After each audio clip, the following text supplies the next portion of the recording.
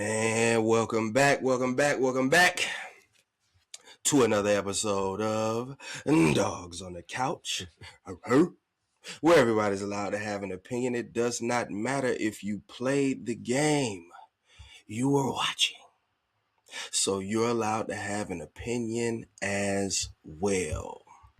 Um, I have with me very special guest, Luca from at realcavsfans.com. All right. I found him on Twitter. So if you got your Twitter account, please, by all means, give him a follow, give him a subscription. Check out the content that they have over there. Very great content, in my opinion.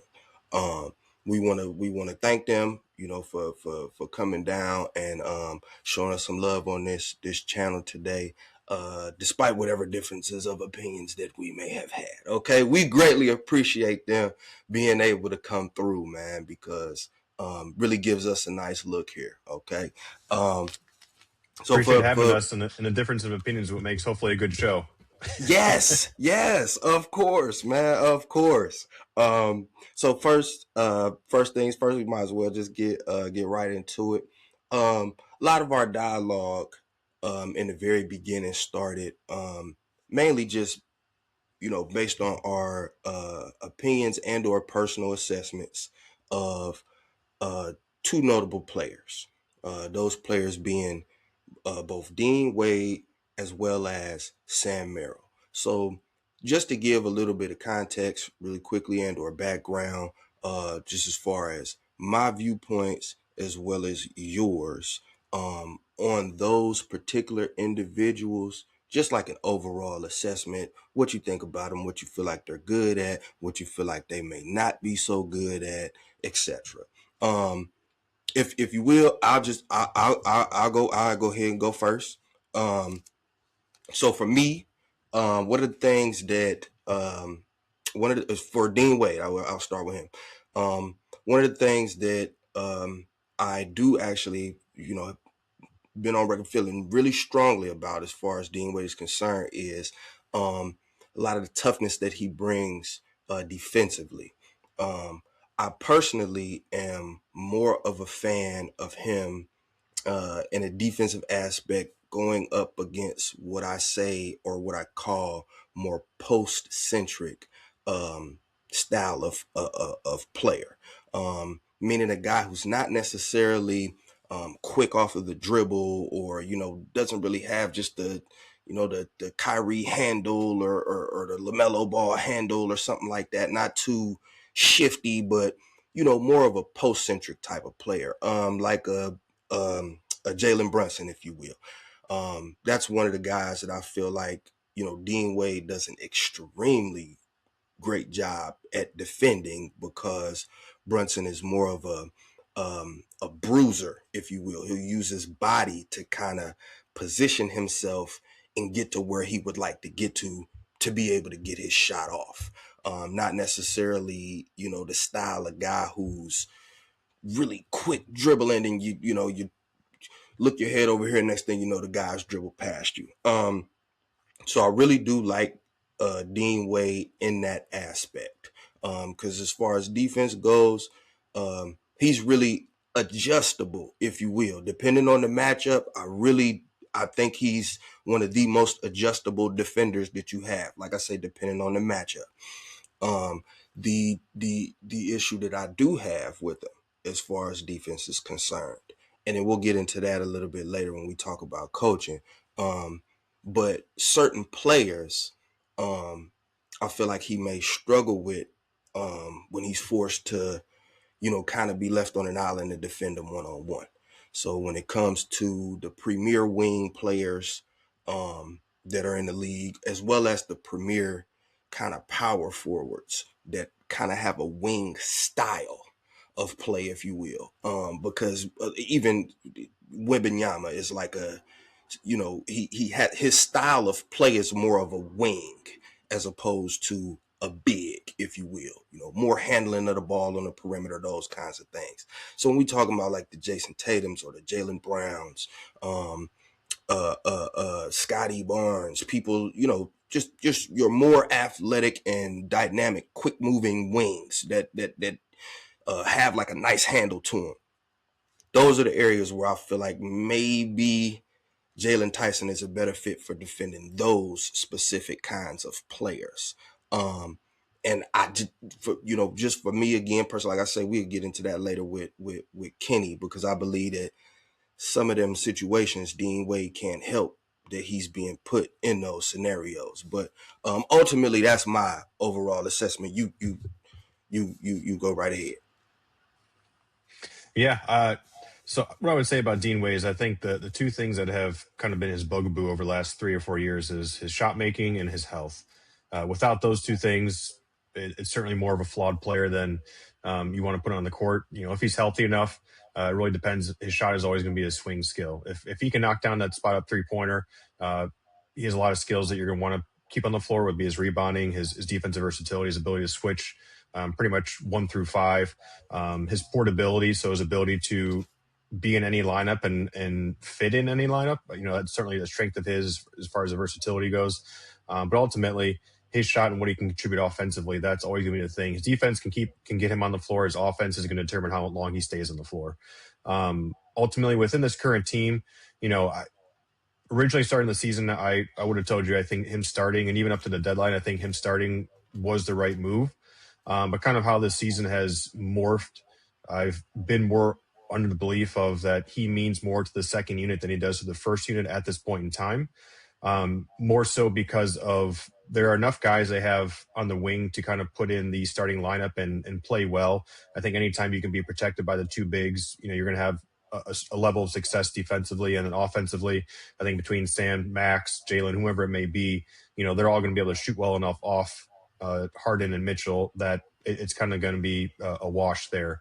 But what those guys can't do, and I think what Dean can do really well as a second unit, is really balance some of the defensive rebounding issues we've seen throughout the year. So it's one of those one big lineups.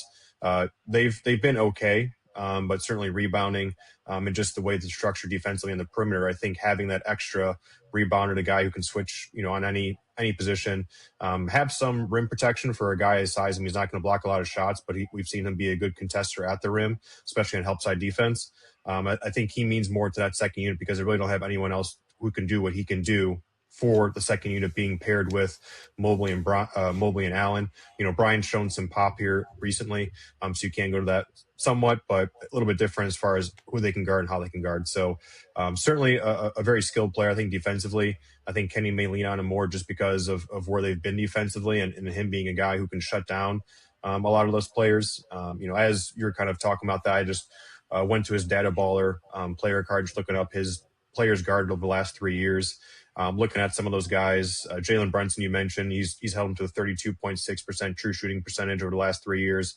Jason Tatum's at 34.8%. Cade Cunningham, 37.3%. Jalen Johnson, 50.6%. Michael Porter Jr., 20.8%. So Brandon Miller, 56.7%. There's some other guys like Kawhi Leonard or Pascal Siakam who he's not done as well against. But I think certainly with where they're at defensively, can't even lean on him. But ultimately, I think he means more to the second unit now than he does to the first unit because of how this team has shifted and kind of where their strengths and weaknesses are right now. Fair enough. And that's where you're supposed to yell at me and say you're absolutely wrong. Nah, man, because what's so crazy is over the course of the season, and honestly, I do really understand why.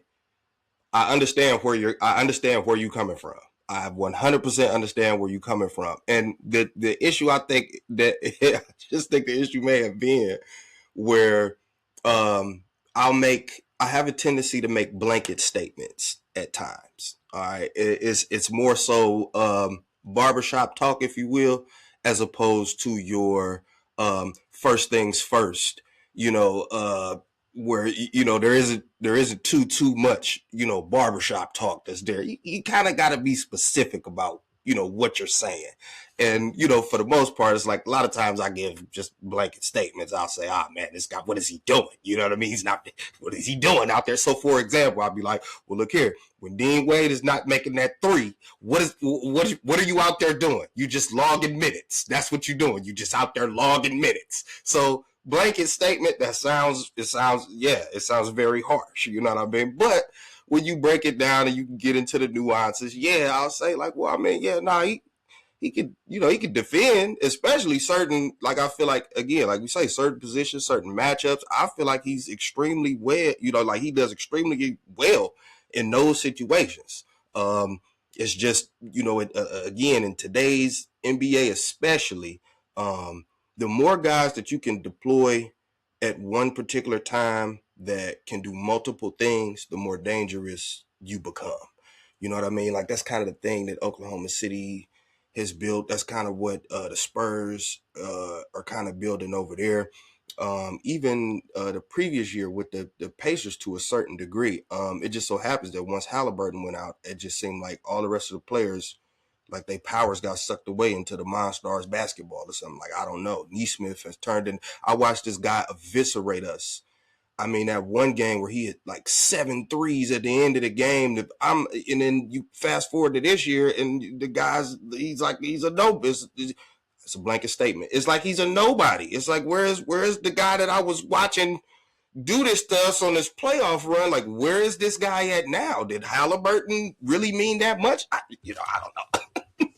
But No, I mean, and I think the thing with Dean, to your point, I mean, I think Kenny's even talked about it previously, and even coming from Golden State, I mean, you've seen an emphasis in today's environment. I think a lot of old time NBA players will kind of rag on this current NBA, but I mean, I think the skill level is at an all time high. I mean, you're seeing an emphasis being placed on the ability to dribble, shoot, and pass the ball, more than ever. And so I think that's one of the things that, two of those things Dean doesn't really do too well. He does one thing okay from time to time. To an extent, I thought beginning of the year and even, midway through the year, that would be a benefit in the starting lineup where you're not siphoning away touches or looks from Allen and Mobley and Harden and Mitchell. I mean, those are the guys you want the ball in. So I didn't think that having someone who demanded shots or needed shots or would take away ball handling responsibility would be the best fit. But ultimately, we've seen in some of these games, Oklahoma City or Boston or some others where when they're facing some of that high ball pressure and they're needing that third wing player to be able to do something off the ball or off the dribble to kind of relieve some of that pressure. I don't know if Wade is that guy. And it's not a knock on him. That's just not who he is. I mean, he's a low turnover player, low usage player, but he's also not someone who's going to do that. So even though he may not take away touches, is he making your offense more dynamic, especially in the playoffs where we saw last year, the Pacers, their ability to speed up the Cavs and really create chaos. Is Dean that guy who's going to be an outlet? When someone traps Harden, is going to be someone that flashes to the middle, catches the ball, and makes a play off the bounce when there's an advantage. I don't know. He's shown that in flashes. There was a clip I remember back in the Knicks game here early in the year where he did that, and that was like I thought, a key play for him.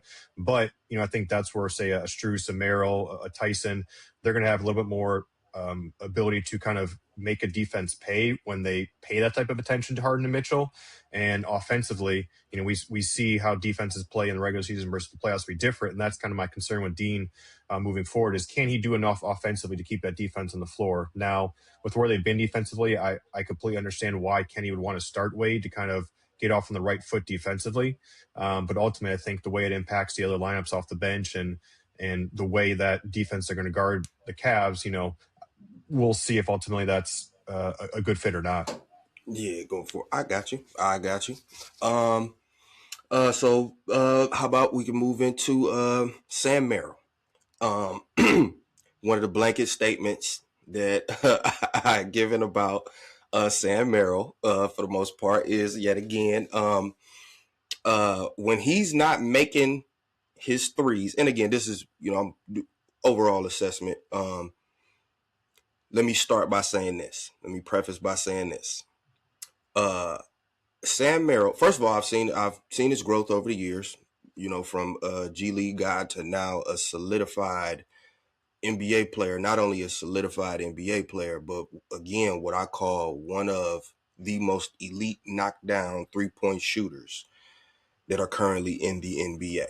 When you think of elite knockdown 3-point shooter, Sam Merrill should be one of the players that comes to your mind. I gotta preface this by saying that. The negative, however, for me is when he's not knocking down his threes. I render him ineffective in a lot of fashions. I look at it like, well, what is the purpose for him playing extended minutes when the most important piece of his game, what makes him who he is, well, that's not being effective.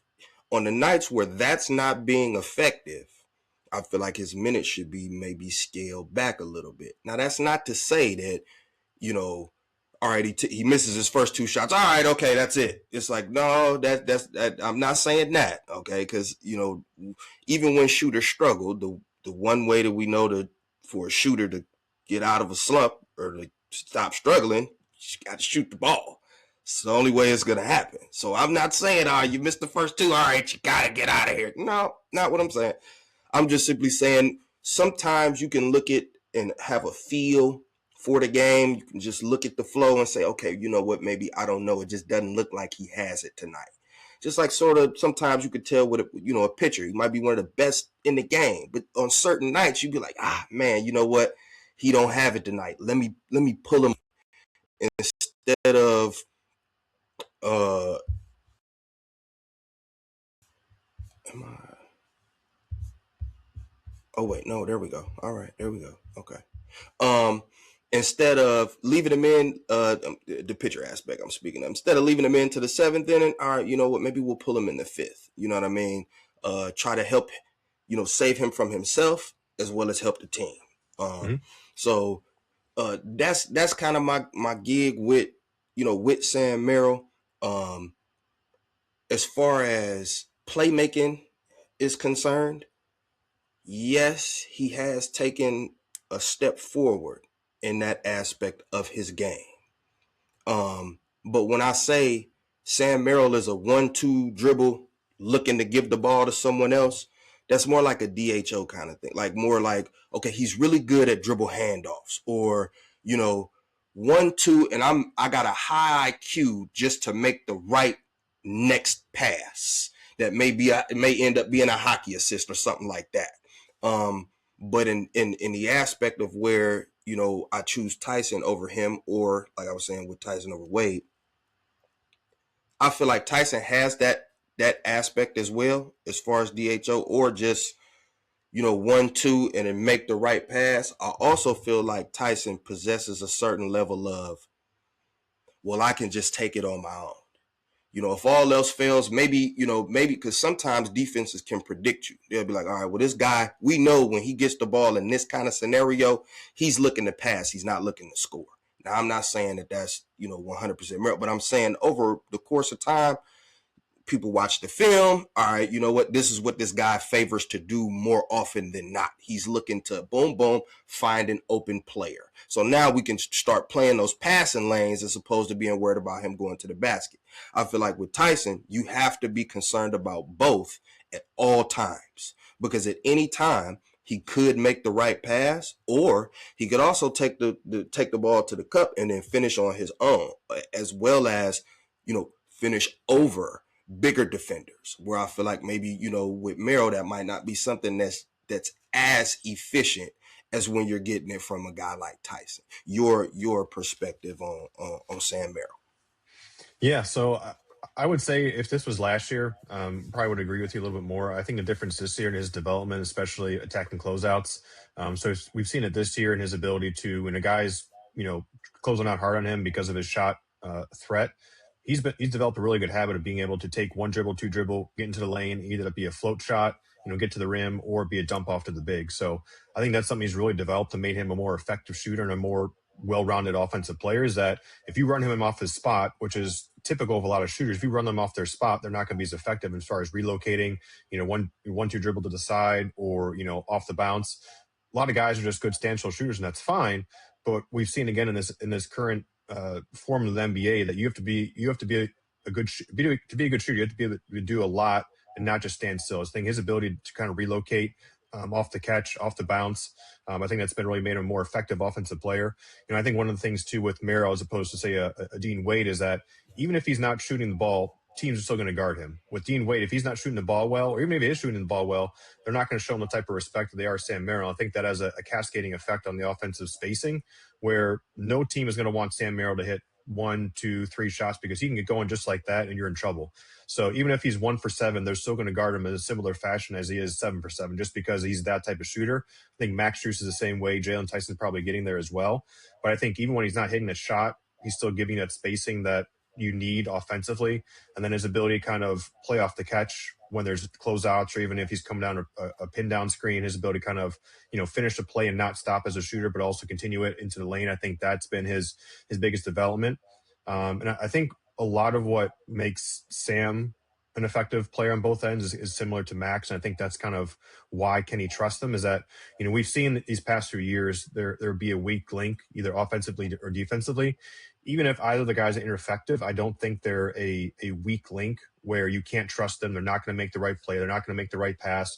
They're going to have a breakdown defensively. I think even if they're not playing well, there's a level of trust or comfort level you have with them. And I think as a coach, as a fan, it's easy to say, get the guy out of here. He sucks. Like, he's not doing anything. But as a coach, when you're looking at the team perspective of how they work together, I think those guys help connect players and help bring a certain floor to what is on the floor, where he's always going to make the right pass. He's going to make a connecting pass defensively. He's always going to be communicating. He's going to be giving his effort. He looks like a crash test dummy out there half the time with all the hits that he takes, but he's going to be in the right spot at the right time, calling out the right plays. And so even if he's not effective, I think that still has value in a coach's perspective. So for me, I really appreciate the way that he's kind of continues development over the year. It's been really fun to watch. And I think he's probably one of the key role players they have, as far as they need so much spacing and so much shooting from him, Strus, and Tyson. I think as far as those three guys go, playing off the court will determine a lot of how far they go here in the playoffs. Fair enough. Okay, moving right along. Let's get to you know what?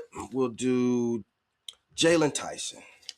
Now for me, and I guess that probably is a good segue. Because for me, one of the reasons that, again, I feel like Tyson is a better fit in that starting lineup. And well, let me preface by saying this first. The issues that I've always had, let me not say always, but in this always had since this, in this year of basketball, in this year of Cavs basketball, since this season started, the issue that I've had from the beginning, were the starting lineups where both Dean Wade and Sam Merrill were in the starting lineup together. And I've always been of the ilk, pick one of those guys and then maybe have Tyson take over the other spot. Now, initially, I preferred Tyson to take over the Sam Merrill spot, if you will, because I felt like the same spacing that you get with a Sam Merrill, it's going to be similar with a Jalen Tyson. Now, with that being said, what Sam Merrill does in his shooting, one of the areas that he does provide that isn't necessarily in Jalen Tyson's premier bag yet, is a lot of the movement shooting, where you setting double pin downs and you got a guy coming, around the top of the key to get the ball and basically just put it up in motion. Yep. You don't really see a lot of that from Jalen Tyson, if you will. It's more him creating the shot, or, Mitchell or Harden have created in another area, drawn some attention, and then by default, Tyson is able to find wherever that open area is and then knock down that shot once the ball makes its way to him. But just in the aspect of when you're looking at it from a defense, this guy is one of the best three-point shooters in the league.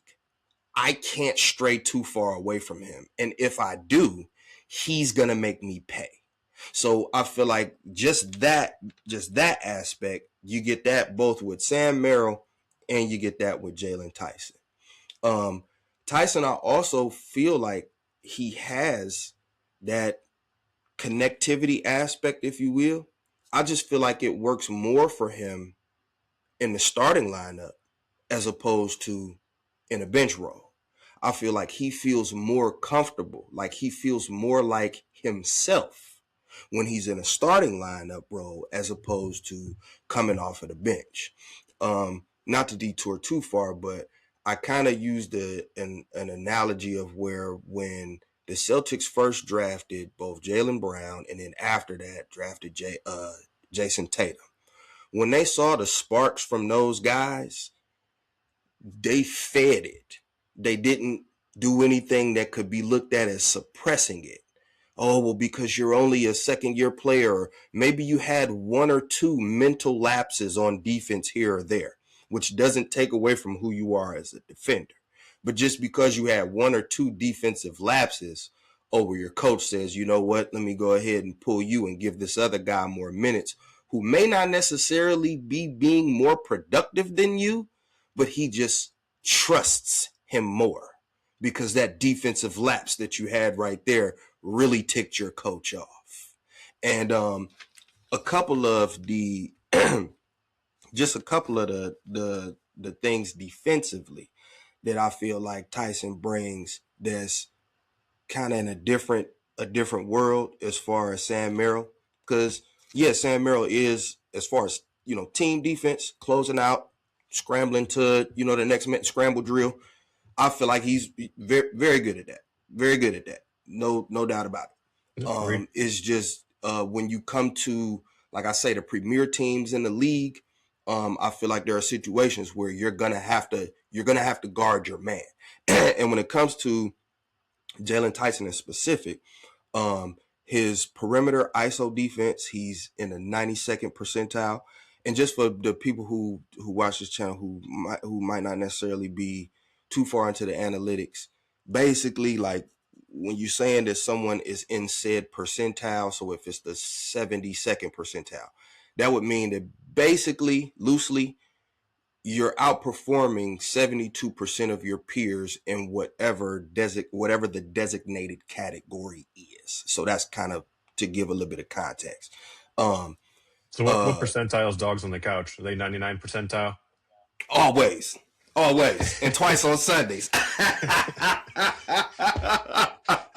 And twice on Sundays.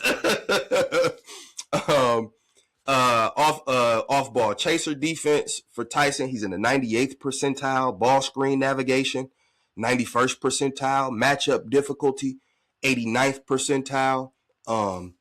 A few of the notable players that he's matched up with prior to his most recent injury. Held Tyrese Maxey 4 of 14 shooting when he was matched up against him. Held Cade Cunningham to 4 for 12 from the field. And when he was going up against Ant-Man, held him to 4 of 10 for shooting from the field. And again, these are guys that it's more so you're not going to stop them. You have to make their life difficult on the basketball court when all else fails. And then they have the ball and it's your job to stop them. That's where I feel like Tyson provides a very, very big leap in that fifth, what Kenny calls that fifth man position, if you will. And then just really, really quickly in closing, as far as comparison, like what I was saying, in certain situations, I really prefer, Tyson over Wade. I understand at one point you were saying to me that overall you felt like Wade was the better defender. And then that was when I had brought up, hey, as far as defensive win shares goes, Tyson has the better numbers. There are also a couple other numbers here that are showing that Tyson may have an advantage as far as being an overall better defender. Not just being, 92nd percentile in perimeter ISO and everything like that, but it was an interesting stat that I looked at as far as defensive ratings is concerned. So with Jalen Tyson in the fold, the team's defensive rating is 114.6. However, without Jalen Tyson in the fold, the team's defensive rating is 117.5. So essentially, you go from being ranked 14th as far as your defensive rating is concerned in the league, you drop to 23rd. And that's just with one player being out of the fold, that player in specific being Jalen Tyson. Now, with Dean Wade, it isn't too far off. if we're being honest about it. It's not too far off. And I think that's why we were splitting hairs kind of when we came to the comparison, because I did look it up for Wade as well. And with Wade, is 114.5, pretty much identical, if you will, pretty much identical.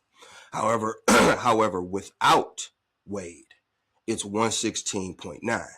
So again, for the people who watch the channel may not be that far into the analytics or whatever, just slightly,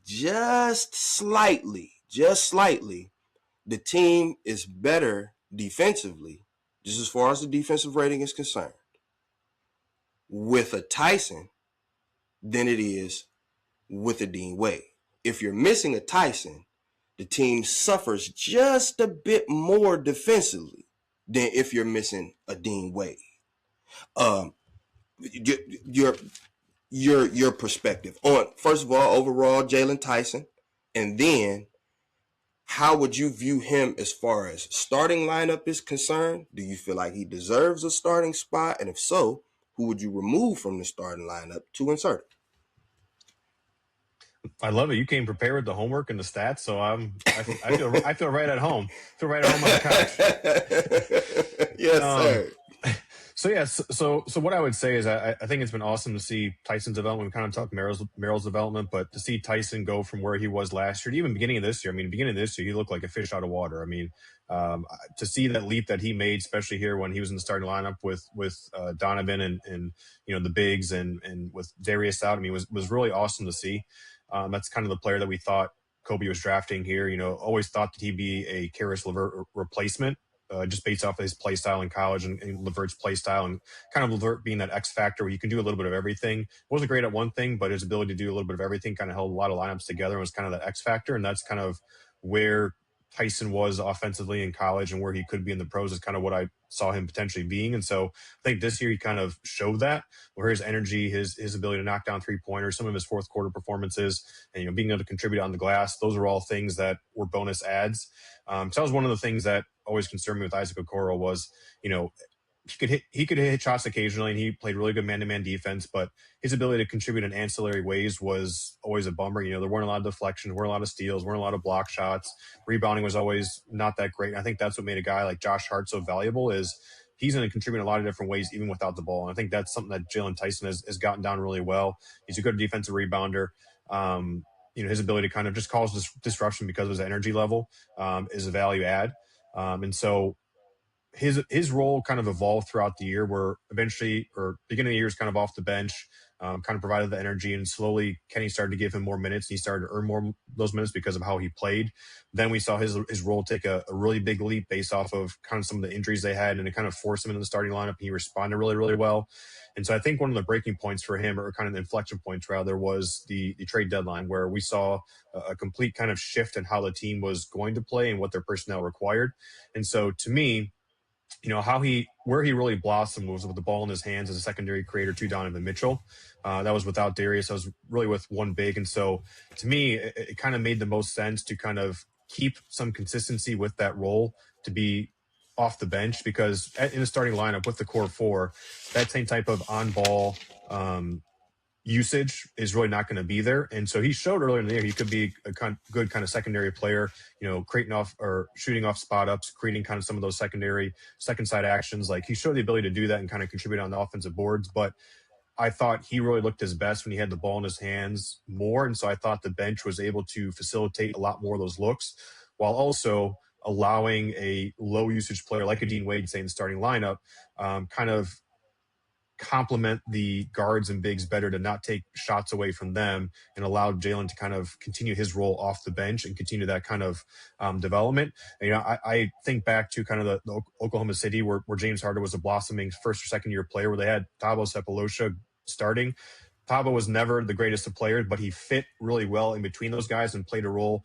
Think back to the Spurs with Bruce Bowen and Manu Ginobili. Ginobili was undoubtedly the better player, but Bowen kind of fit better within kind of what they required defensively, spot up shooting. Didn't need the ball a lot, which is what they needed in the starting lineup with who had the ball otherwise. So that's kind of how I viewed the Dean Wade, Jaylon Tyson discussion, where I thought his growth and impact could be better off the bench, because it allowed him to continue that on-ball skill set we saw work so well in the starting lineup. Whereas the core four kind of mute some of that impact. But I think, again, with how the season has shifted, we've seen maybe that on ball be needed more when it comes to the playoffs. Now, defensively, I would say it's kind of similar to the DeAndre Hunter story, where I think on ball, one-on-one situations, I think he's a solid defender.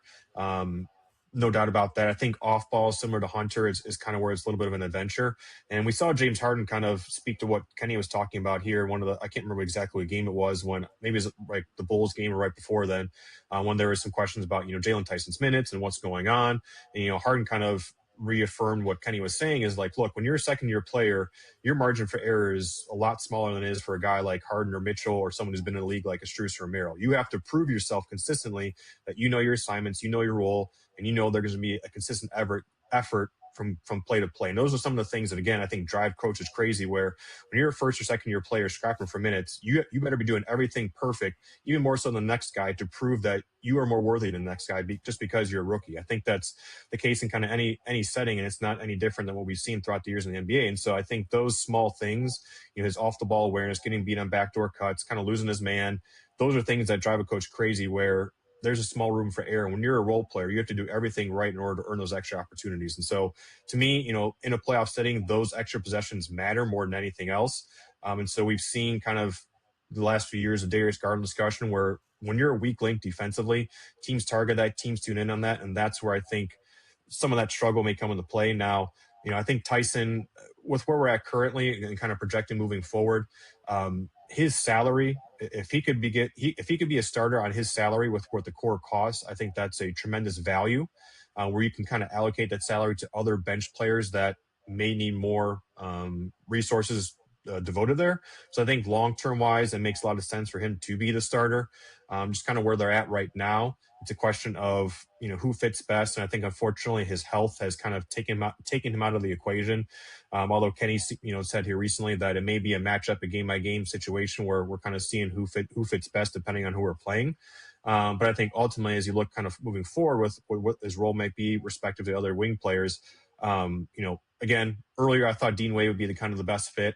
And one thing I would mention, kind of some of the defensive stats, Dean Wade this year, at the three defensively, they're 99th percentile. So they give up 99.6 points per 100 possessions. Jalen Tyson, they're at 113.8 points per 100 possessions, which is 64th percentile. So we look at positionally kind of where they play in the starting lineup. You see the defensive impact with Dean Wade. But ultimately, I've always thought Max Strus is kind of previously with Darius Garland, I thought that size is really an issue, but I think James Harden's size kind of mitigates some of those issues, because you can cross-match Harden a lot differently than you can Garland.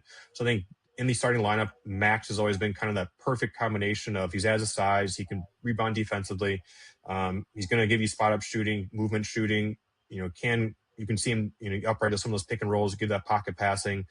Defensively, his health is kind of, I don't know. I don't know if he's going to be as effective defensively with where he's at health-wise, so I think that's a concern.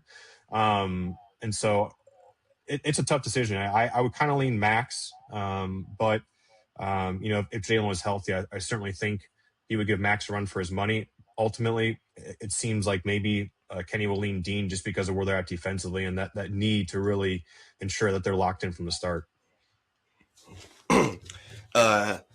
That is a good segue, because Kenny Atkinson. I'm gonna be honest with you. I've been on record saying, and I'm going to continue to say, if Kenny does not coach this team to Eastern Conference Finals appearance, I'm of the belief that Kenny Atkinson needs to get out of here. He needs to go. Okay, perhaps he could go coach the Atlanta Hawks, and him and Kevin Stefanski can have a good old time down there in Atlanta, not knowing what they're doing. So with the whole Kenny Atkinson thing, because the struggles to have your thumb on the dial for exactly what's going on, situation to situation, I feel like Kenny really, really, really, really, really struggles in that area. Now, what I will say, to give Kenny a little bit of credit, as of recently, there have been situations in specific where he has kind of moved away from his norm and experimented with a few other things. The only thing that I don't like about it, even though I'm giving him credit, it seems like he usually only does it when his hand is forced.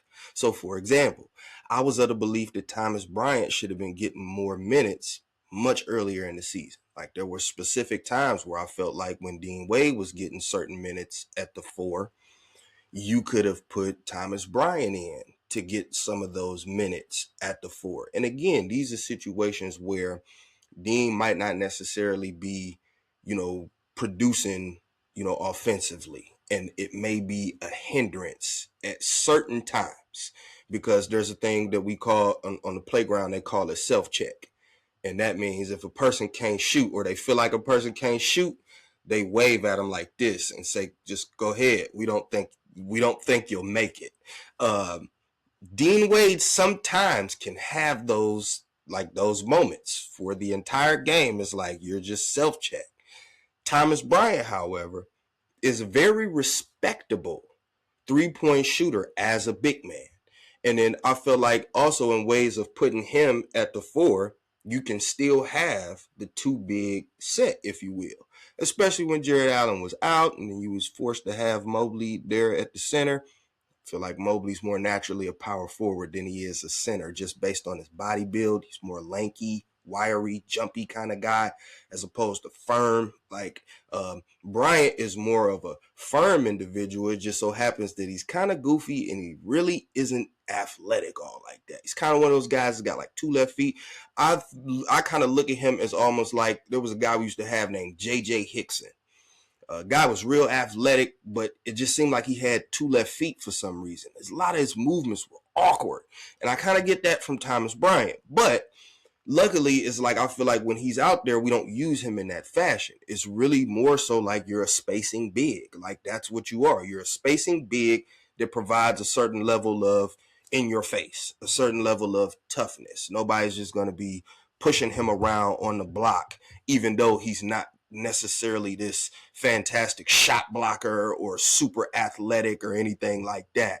It's just he'll be able to hold his ground, and then if by chance the person misses, I give him a good chance to be able to box out and then get the rebound. But I even with me saying all of that, I say that with Kenny, one of the things that I would personally be interested in seeing, especially going forward, if we're talking about moving into, the playoff picture and everything like that, I would like to see more like actual solidified, lineups, if you will.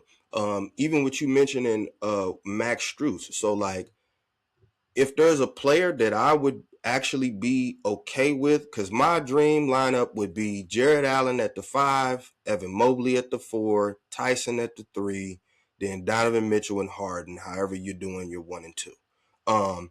But if I was to remove Tyson from the lineup, actually Strus would be the guy that I would actually be wanting to remove, that I would be kind of okay with removing Tyson and kind of putting Strus in that particular situation, because again, I feel like Strus is one of the better elite knockdown 3-point shooters in the league. So if I take Tyson out, I'm not losing the 3-point aspect. I still have that. And I feel like he's more of a, so how do I put it? I feel like he has kind of a mix of what Tyson does on defense and what Merrill does on defense. So yep. Strus is, he's stern enough to not get pushed around, but he also has that certain level of IQ for not getting beat backdoor or, making sure he's attached to his man. Also the full-blown rotations when the ball is swinging around. Like, I kind of feel like Strus has a little bit of both of those. It's not like he's elite at one or the other, but it's like he's good at the combination of the two. So I would actually be like with Strus, I would be okay with him taking that starting role as opposed to Jalen Tyson. What I don't want to see from Kenny Atkinson, especially in the playoffs going forward, I don't want to see the starting lineups that has Dean Wade and Sam Merrill in the starting lineup. I just kind of struggle to say even Dean Wade and Max Strus in the lineup together. Now I would be much more open to Dean Wade and Max Strus because, like I say, I feel like Max has a certain level of dog mentality that he brings that, when Tyson is not on the court, you're kind of losing that. Tyson got that I fear no man but God attitude when he's out there defending people. With Merrill, it's like he's great as far as team defense. But if it's one-on-one, mano-a-mano, and you got to stand in front of this guy and lock him down, and the ball handler is looking at you and he's kind of scared himself because he's like, oh yeah, I know this one of the best. I feel like if that ball handler is looking at Sam Merrill, he's going, buddy, you barbecue chicken. You know what I mean? But with a guy like Max Strus, for example, I feel like the ball handler might have to think twice a little bit because Max Strus is not just some pushover guy. So ultimately, I'll see what happens going forward because it's hard that with the way that the injuries have occurred lately.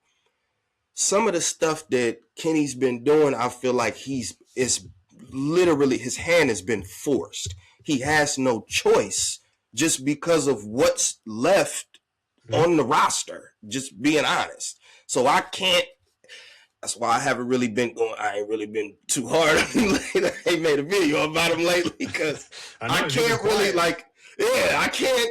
I can't knock him for that. Like, you know what I mean? The injuries kind of are forcing his hand to be where he's at right now. Last but not least, I'll see because what I would prefer, and we'll see how it goes. The way that Dennis Schroeder has kind of been struggling as of late, in my personal opinion, I feel like those minutes should be kind of scaled back a little bit. I make blanket statements. So my blanket statement about Schroeder is he's a guy that on offense, in my opinion, his best offense comes with him having the ball in his hand. He's not a good off-ball scorer. And like one of his main positives of being on the court is ball handling and scoring. Well, the problem for me comes where Kenny puts Schroeder in the game with two other ball handlers. So effectively, you got three people. There's only one basketball. So when you force Dennis Schroeder to kind of be this off-ball guy, I think that is counterproductive to what he is as a player. Personally, I feel like when you have him out there, he should be the one that's dominating, handling the basketball.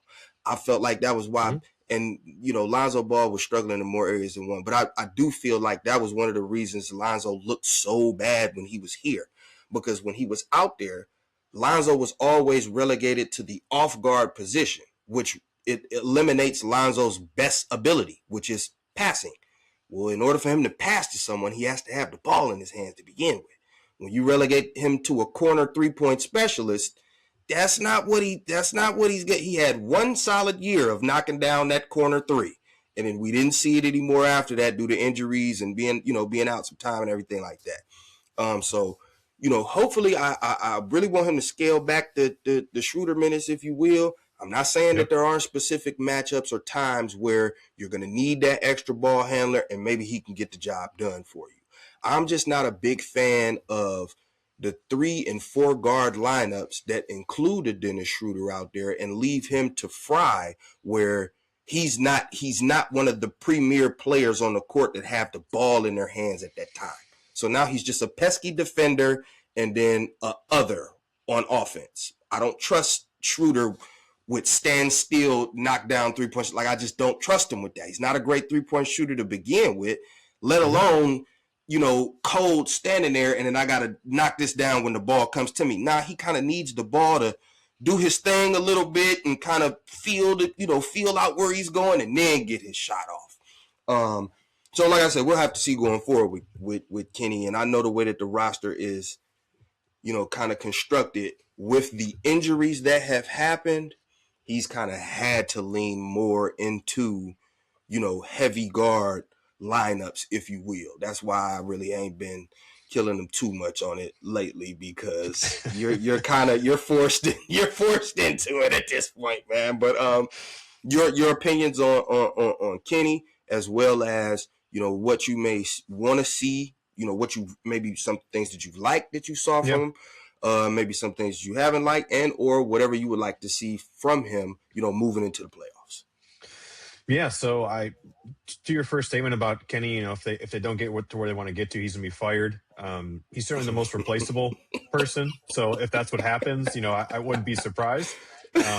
Mike Malone going to UNC certainly puts a damper on some people's offseason dreams, but so much of the offseason, or so much of what's going to happen in the offseason, depends on the postseason. And there's so many variabilities in the postseason. It's hard for me to say who's going to go or what should happen. If they play really, really well and, they have injuries, can you put that on Kenny? Should Kenny be fired? I don't know. I mean, that's what happened the last couple of years. So I think we should have to see how the postseason plays out. Ultimately, though, I think how he utilizes his role players, the matchups, with them being as healthy as they can be, I think that's going to determine his success level and ultimately the Cavs' success level. So his ability to kind of sense because he has a lot of options, right? So there's not a lot of, well, this is your rotation, that's how it's going to be. And if there's a downfall, it's on the roster. Part of it is there's a lot of good options, meaning Kenny's going to have to figure out what lineups works the best, what flows working the best, who's going to be on the floor when it's closing. A lot of this is going to be on him to kind of determine where they go. There's still some semblance of how you're going to make the two big lineups work. We've seen Mobley kind of take a little bit of a step back when Allen's been healthy those last couple of games. How are you still integrating that with the last couple of games that you have? It's not that he can't have success, but I think with Harden and Mitchell and those two, it certainly looks different as far as how they operate goes versus the one big lineups where we saw Allen and Mobley do so well. So I mean, even to that extent, so I think those things, that's really going to tell you how well he's coaching, whether it be out of ball timeouts, set plays, some of the different defensive changes, they're going to show. I think that is going to determine whether he's back or not, as opposed to their end result or how they perform. So I think that's what I'm looking for more than anything else. I think, unfortunately, as you mentioned, kind of the thing that bugs me about the four guard lineups, criticism is, yes, he likes to play smaller. Like, he is more comfortable playing smaller than probably most coaches are. Like, there's no doubt about that. The thing is, I would say two things. Really quick, I don't mean to cut you off. Do you No. think that that's something that he pulled strictly from his time in Golden State? Or do you feel like, again, it's just based on solely the roster construction? Do you think that that's something that because in my opinion, I think that that's something that it was like, all right, this is what was going, I was over here in the prime when Golden State was doing this. This is something that I saw working over here, and then trying to implement it, here, just because that's something that he felt like, oh, I picked this up from over there, as opposed to, well, I'm mainly doing this because of the way that the roster is constructed. I honestly, I'd say a little bit of both, not to play both sides of the fence, but I don't know if it's kind of, to me, it's like a chicken or the egg argument. I think you could say either started first. I certainly think, based off of his background, being a point guard, playing over in Europe, seeing how they play in Europe, it's a much different game. It's dependent on movement, ability to pass the ball, know your next pass, know your set. Like, I think that translating, then going to Golden State and kind of seeing some of the influences there, I think he places a value on guys who can, move with the ball, move without the ball, be able to dribble, be able to pass, be able to shoot, like those type of skill sets. So I think generally smaller players have more of those skill sets where they're going to have more skill with the ball in their hands. So I think Kenny's going to lean with more skill out on the floor, which are generally smaller players. However, I certainly think with the way the roster has been constructed, it's limited his ability to play with size, on top of some of the injuries we've seen further negate that. So, in listening to the Dunker Spot pod, Nekias Duncan and Steve Jones had the Cavs chase down guys on, and I was listening to it, and Nekias was like, I'm watching the I can't remember what game it was. I think it was a Warriors game. He's like, I'm watching the game, and there's 4 guards out there. He's like, why are there 4 guards out there? And he's like, then I remember Jalen Tyson's out, Dean Wade is out. Like Jared Allen's on the minutes restrictions. So like, what else is he supposed to do? Like, Thomas Bryant's playing 20 to 25 minutes. That is what he is. Naquan Tomlin, really hasn't looked like himself. Larry Nance, unfortunately, just has not been as productive as you hope. So it's like we start going on a list of alternatives. It's like you say don't play 4 guard lineups, but at the same time, what is he supposed to do? And so, one of the concerns I had with the trade deadline was, I understand the move, like Dennis Schroeder and Keon Ellis fit 2 needs that they had. They needed more ball handlers with Lonzo Ball not panning out the way that it did. They need more point of attack defenders than Keon Ellis. Like 100% understand that. But by doing so, you just put a lot more importance on Dean Wade, which we've seen not work out well in the past as far as depending on Dean Wade, whether it be Kevin Love going away and putting Dean Wade as your backup 4 or last year. And it's no fault to Dean Wade. It's just going smaller put a lot more dependence on Dean Wade when we've already seen Dean Wade struggle with some of the roles he's been asked to do. It's also made you lean smaller because if you want to get your 9, 10 best guys on the floor, Dean Wade's probably not number 8 or number 7. He's more like number 8 or number 9.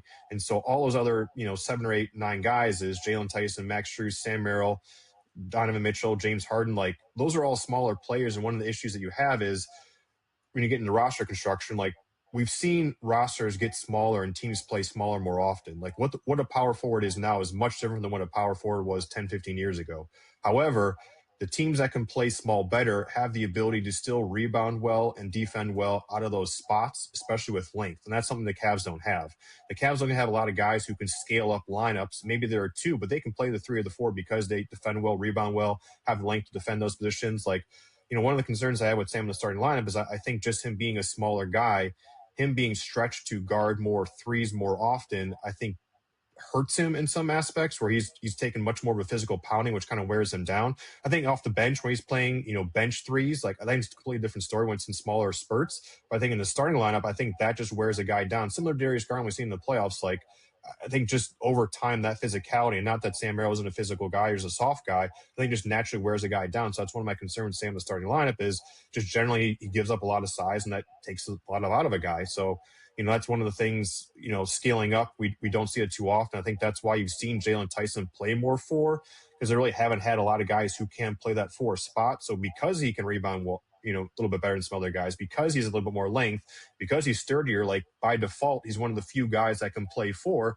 that can let Keon, Dennis, James, Donovan get their backcourt minutes and wing minutes that they have to get. So it's kind of been a puzzle of trying to figure out what works best. So I think moving forward in the offseason, we'd love to see them attack more size up front. How they do that, we'll see. I'm with you on Dennis Schroeder. I think one of the concerns I have is I love him with the Donovan Mitchell backcourt. I think that works well because, like you said, it allows Dennis to play more on ball, which he is better at. Off ball, he just doesn't have the spot up skills or relocation skills to kind of, or even off ball cutting skills like we've seen with Keon Ellis. I think Keon Ellis does a really good job relocating, kind of finding those spaces. Dennis is just not that guy. And so I think with Donovan, I think there's a good balance of Donovan's okay playing off the ball, whether it be, kind of standing in the corner, being a spot up guy, or kind of, some off ball actions. Whereas James is going to stand there. Like he's not going to do anything. So I think likewise, when James has the ball, Dennis is not going to be a spot up shooter. So I think even though some of the numbers with James and Dennis have been well, I just don't love that matchup just because of how they play doesn't complement well each other offensively. And then defensively, you kind of get in some issues. Whereas I think Donovan and Dennis, that pairs really well offensively. Same with Lonzo and Donovan played really well offensively, like at least numbers wise, because of that same kind of dynamic. So I think that's one of the issues with Dennis. Ultimately, too, if you're looking at your best 8 or 9 guys, I don't know if he's in that 8 or 9 guy lineup. I think Keon, Sam, Jalen, Max, I think all those guys deserve more minutes right now based off of where they're at than Dennis. Dennis to me is a lot like Thomas Bryant, where maybe if you run him for a 5 or 6 minute stretch, kind of see where his head's at, see how he's playing. If he's playing well, keep running him in the second unit, second half lineups. Otherwise, if he's not playing well, maybe scale, throttle that usage down and give it to some of those other guys. With Thomas, he's been a great pickup. Like I love what we've kind of seen from energy wise. He's really saved the Cavs in some aspects as far as giving him another playable big. One of the concerns I have with Bryant is he's very matchup dependent. So we've seen it in the last few games where you put him a lot of pick and roll. those two left feet just don't work too well in that aspect. A lot of, you put him in high pace environments. He's just not going to get up and down the floor as well as some of the other bigs. So I think in those kind of environments, you see that defensive limitations kind of really play themselves out. Whereas if there's a team that's not playing a lot of pick and roll, he can play drop comfortably. Like he does well in those settings, and certainly the shooting and offensive rebounding and activity level is there. I think one of the stats I'm looking at Brian is interesting to kind of look at is in one big lineup. So without an Evan Mobley or without Naquan Tomlin, like net point differential wise. So as far as how many points they give up versus how many points they score, like they're in the 20th percentile with him as a one big lineup. So I think asking him to do a lot defensively kind of puts them in a bad position. However, you pair him with Naquan Tomlin, you're up to about 80th percentile, like I think 84th percentile. You put him up there with Evan Mobley, they're 99th percentile. So I think having that kind of defensive pairing with him where they can kind of let him be Thomas Bryant, which is a box of chocolates. You never know what you're going to get. Like have someone who can kind of cover him defensively, activity wise, defense rebounding wise, shot blocking wise, that really, I think, brings out the best in him. Same thing offensively where his spacing really allows Mobley or Tomlin to kind of do what they do. Offensively, I think that's a good pairing. So I think if we're going to use him, it's kind of matchup dependent. Hopefully you pair him more with those guys who kind of balance him out. Otherwise, there is some limitations there with him. But I think the benefit of him is that if someone gets in foul trouble, if Jared Allen is having kind of one of those games, that's where I think you want to see him kind of bring that energy in the playoffs where that 3 or 4 minute stretch energy wise can really make a difference. So, ultimately kind of wrapping it up, we'll see what Kenny does, but I think how he uses rotations, how he kind of figures out what buttons to press at the right time. I think that determines his ability to return next year as opposed to just clear, he doesn't make it to the second round or, Eastern Conference Final, he's out. I think those things matter a lot more, and it'll be interesting to see kind of how they figure the rotation battle out. Fair enough, man. Well, hey, man, I think we successfully made it through the first go round, man. We didn't sling too much mud this time. No, but that's okay. I think we're a lot more similar than we are unalike. I think with a lot of this stuff too, it's what do you value? How do you aesthetically like seeing basketball played? How do you view certain players' strengths and weaknesses wise? Like I may place more value on one thing versus you may place more value on another thing. I think that's the great thing about some of this stuff. Ultimately, I think it sounds like we have a lot of the similar kind of concepts or views of players and just how you deploy them. What lineups look like. There's no right answer, right? I think there's a lot of subjectiveness within that. And so, always great to talk and talk it out and hear some different opinions. Although I was hoping to be yelled at a little bit more, but maybe Well, look, man, we got a nice set of playoffs. Hopefully for get ready to come up. As we know, the intensity always ratchets up a notch. So you never know, man. There may end up being one or two scenarios or situations that go on, and it may just send me to that other stratosphere, and then next thing you know, here it is, here we go.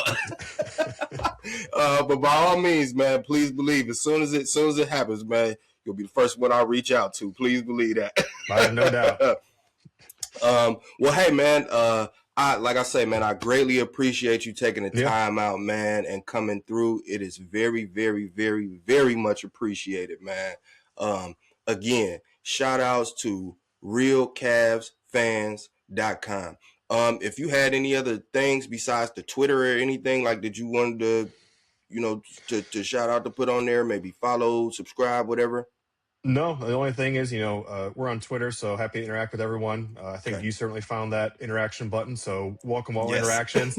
Otherwise, if you're looking for further interactions, always welcome people on the forums, so realcavsfan.com. There's discussions going on all times for all Cleveland sports, certainly a Cavs site, but do a lot more. So if you're looking for more ways to get involved and talk with other like-minded folks from around the world, definitely recommend signing up, and it's free to use, so there's no subscription, no paid for. Just appreciate the interactions. If you're looking to interact yourself, that's a great way to do so. All righty, sure thing, man, sure thing. That about do it for us. We're gonna wrap up. That is Dogs on the Couch signing off.